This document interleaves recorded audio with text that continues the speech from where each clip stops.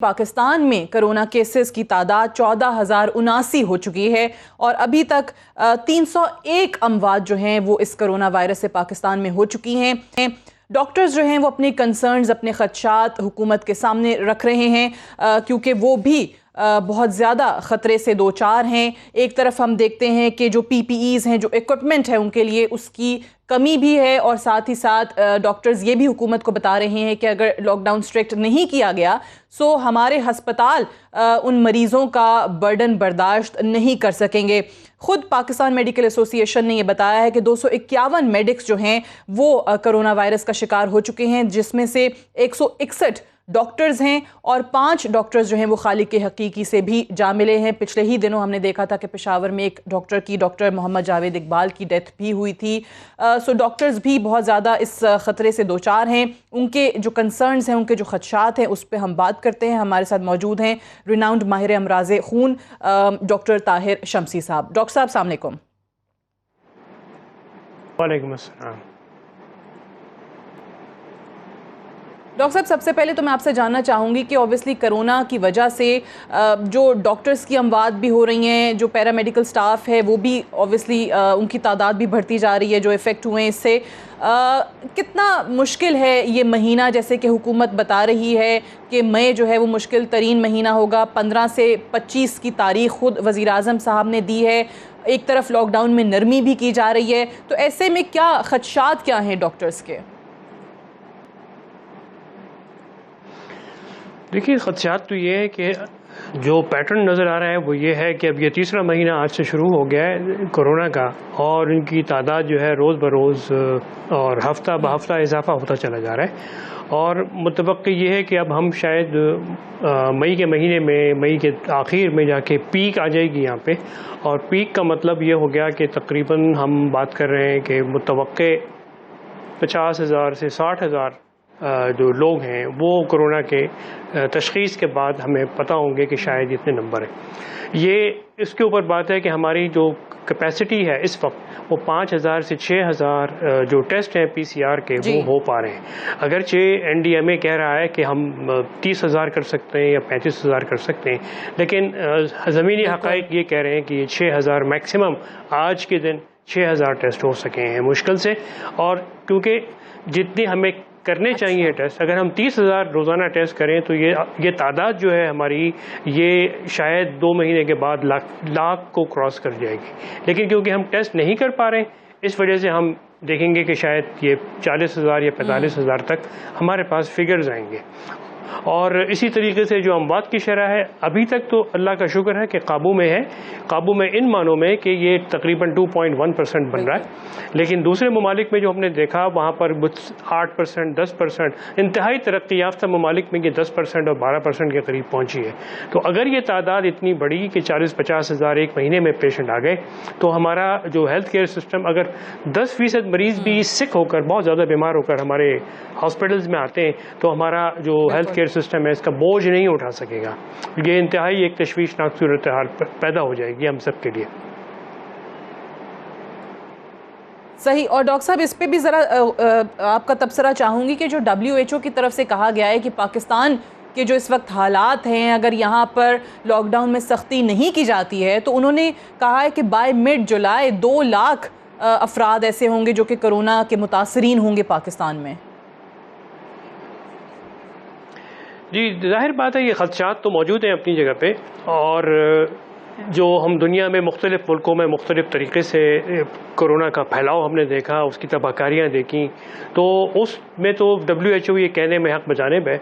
लेकिन जो बात इसके अंदर जो दूसरे मुल्कों से सीखने वाली बात है वो ये है, और जो मैं तकरीबन 1 महीने पहले मार्च के आखिर में मैंने इस बात का एक तजवीज़ ये पेश की थी हुकूमत को भी और दुनिया भर के इदारों को भी कि कोरोना, अगर हम फ़र्ज़ कर लें कि जनवरी से पाकिस्तान में इक्का दुक्का केसेस आने शुरू हो गए थे और फरवरी में शिद्दत आनी शुरू हुई और मार्च में हम सब के सामने है, अप्रैल में हम सब के सामने है, तो इस बात के बहुत ज़्यादा इम्कानात मौजूद हैं कि हमारी आबादी में एक बहुत बड़ी तादाद ऐसे लोगों की है जो कोरोना से एक्सपोजर उनका हो गया था और उनमें क़ुव्वत मुदाफ़ियत पैदा हो चुकी है। तो ऐसे लोगों को आइडेंटिफाई करके और उनको वापस मईशत का पहिया चलाने के लिए, मईशत चलाने के लिए उनको आज़ाद कर दिया जाए और कहा जाए कि आप अपना काम शुरू करें।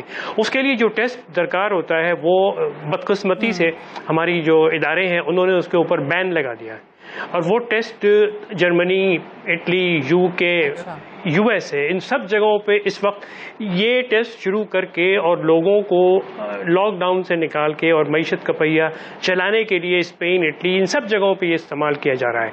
ये एलाइजा टेस्ट है जो आईजीजी, कोरोना के खिलाफ आईजीजी एंटीबॉडी बनने को चेक कर लेता है जी।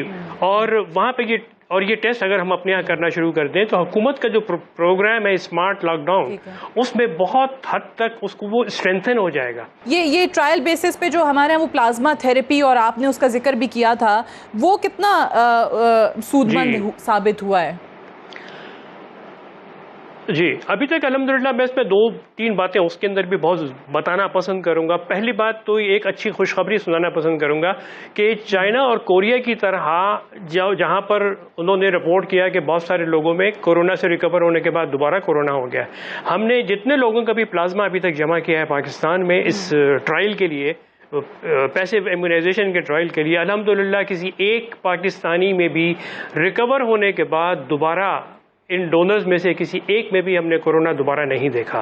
तो ये एक अच्छी खबर है, हौसला अफजा चीज़ है जो हम सब के लिए खुशी की खबर है जी। दूसरी चीज़ जो मैं कहना पसंद करूंगा वो ये कि जो लोग कोरोना से सेहतयाब होकर घरों को जा चुके हैं उनके लिए अब ये एक लाजमी एक चीज़ ऐसी है कि उनको अपने बहन भाइयों की जानें बचाने के लिए आगे आना पड़ेगा, वॉलंटियर करना पड़ेगा और अपना प्लाज्मा डोनेट करना पड़ेगा ताकि ज़्यादा से ज़्यादा लोगों की जानें बचाई जा सकें।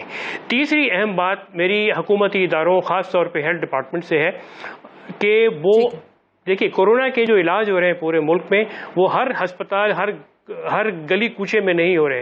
हुकूमत के डेजिग्नेटेड सेंटर्स हैं और वहाँ पर अगर ये क्लिनिकल ट्रायल पैसिव इम्यूनाइजेशन का प्लाज्मा के ज़रिए होना है तो वो हुकूमती इदारे जब तक इसको एज ए ट्रीटमेंट ऑप्शन नहीं इस्तेमाल करेंगे ये क्लिनिकल ट्रायल मुमकिन नहीं होगा।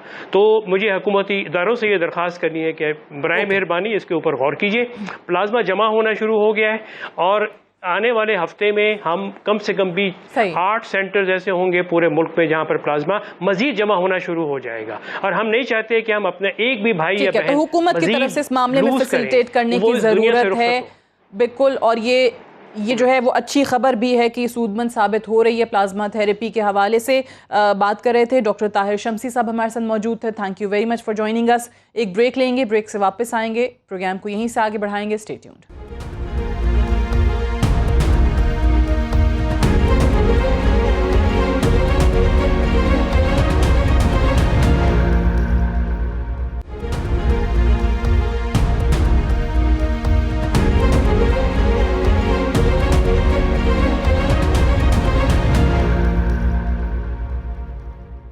Welcome back. प्रोग्राम में एक बार फिर से खुश आमदीद। कोरोना वायरस की वजह से पूरी दुनिया में हम देख रहे हैं कि मुख्तलिफ ममालिक इस वक्त रिलीफ पैकेजेस अपनी आवाम को दे रहे हैं। पूरे दुनिया के ममालिक की जो मईशत है वो मुतासिर हुई है और पाकिस्तान जैसे ममालिक के लिए माशी एतबार से जो मुश्किलात हैं उनमें इजाफा हो रहा है। बेरोज़गारी पूरी दुनिया की तरह पाकिस्तान में भी बढ़ रही है। हुकूमत जो है वो अपने तौर पे रिलीफ पैकेजेस देने की कोशिश कर रही है। ईसीसी ने 50 बिलियन सपोर्ट पैकेज जो है वो एसएमईज के लिए अनाउंस किया है। आज ही काबीना ने मंजूरी दी है 75 अरब की रिलीफ पैकेज की, जो कि मजदूरों के लिए और जो लोग बेरोजगार हो चुके हैं इस असना में उनके लिए जो है वो उसको मंजूर किया गया है। और अभी थोड़ी देर पहले खबर ये आई है कि पूरी दुनिया में क्योंकि तेल की जो डिमांड है वो कम हो गई है और 1 मई से पाकिस्तान की हुकूमत जो है वो पेट्रोल और डीजल की कीमत में 27 रुपए फी लीटर कमी करने जा रही है। पाकिस्तान के मौशी हालात के हवाले से बात करने के लिए हमारे साथ मौजूद हैं रिनाउंड माहिर मौशियात शाहिद सिद्दीकी साहब। अस्सलाम वालेकुम सिद्दीकी साहब। जी वालेकुम अस्सलाम। शाहिद साहब, सबसे पहले तो मैं यही जानना चाहूँगी कि ख़ाम तेल की कीमत में हम देख रहे हैं कि इस्तेहकाम नहीं रहा, मुसलसल गिरावट जो है वो नज़र आ रही है और पाकिस्तान के ऊपर क्या असरात आप इसके देखते हैं? अभी थोड़ी देर पहले पता चला कि 27 रुपए फी लीटर कमी करने जा रही है पाकिस्तान की हुकूमत 1 मई से पेट्रोल में भी और डीजल की कीमत में भी। देखिए, कोरोना वायरस की वजह से जो मईशत तबाह हुई है दुनिया भर की, उससे तेल की कीमतें बहुत तेजी से कम हुई हैं और हमारा अंदाजा यही है कि अगला माली साल जो है इसमें भी $20 से नीचे रहेंगी। इसका मतलब ये है कि हमारा जो इम्पोर्ट बिल है उसमें कई अरब डॉलर की कमी होगी, जो हमारे लिए एक अच्छी चीज है।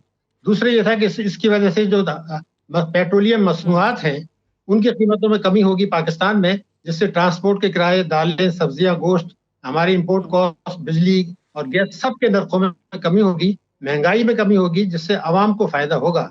लेकिन मैं ये समझता हूँ कि अगर मुनसिफाना तरीका देखा जाए, एक तो हम पेट्रोलियम लेवी लेते हैं जो मेरे ख्याल से सिफर होना चाहिए। पेट्रोलियम लेवी तो हम ले नहीं सकते क्योंकि हम डेवलपमेंट नहीं कर रहे हैं। और दूसरी चीज है कि इसमें जीएसटी जो है अगर 5% हो तो 35 से 40 रुपए लीटर की मैं समझता हूँ एक गुंजाइश है। और अगर ऐसा हुआ तो पाकिस्तान की मईशत पर, पाकिस्तान की महंगाई की सूरत हाल पर, पाकिस्तान के गरीब आवाम पर, करोड़ों उनकी जिंदगियों पर बहुत मुस्बित असर होगा। खास तौर से ट्रांसपोर्ट के किराए, दालें, सब्जियां, गोश्त सब कम हो जाएंगी और हमारे लिए बहुत बेहतर चीज ये साबित होगी। इसमें हुकूमत ये करे कि जो टैक्सों की चोरी दूसरे हो रही है उसका नुकसान यहाँ से पूरा ना करे, ना बिजली का चोरी हो रही है उसका नुकसान भी ना पूरा करे, बल्कि टैक्सों की वसूली बढ़ाए। खासतौर से जो नाजायज असासे हैं, एसेट्स, उन पे जिन्होंने टैक्स नहीं दिया एमनेस्टी में उनसे ले, तो फिर हम 35 से 40 रुपए आराम से मेरे ख्याल से कम कर सकेंगे। सही। अच्छा, इसमें शायद साहब ये जो अभी पेट्रोलियम मसनूआत की कीमतों में कमी के हवाले से हम बात कर रहे हैं कि वज़ीर आज़म की तरफ से जो एक थिंक टैंक बनाया गया है उन्होंने भी ये तजावीज़ दी थी कि इसमें कमी की जाए और ये भी कहा था कि इंटरेस्ट रेट जो है उसको भी कम किया जाए और जो हुकूमत इमदादी पैकेजेस दे रही है उसके हवाले से भी बात की गई थी। जबकि IMF जो है वो ये कह रहे हैं कि टैक्स वसूली में 19% तक कमी का खदशा है। बजट अहदाफ अगर हासिल नहीं होते शायद हसन सिद्दीकी साहब, तो फिर आइंदा बजट साजी जो है वो पाकिस्तान के लिए, हुकूमत के लिए कितनी मुश्किल होगी? देखिए, आपने बड़े अहम नुकात उठाए हैं।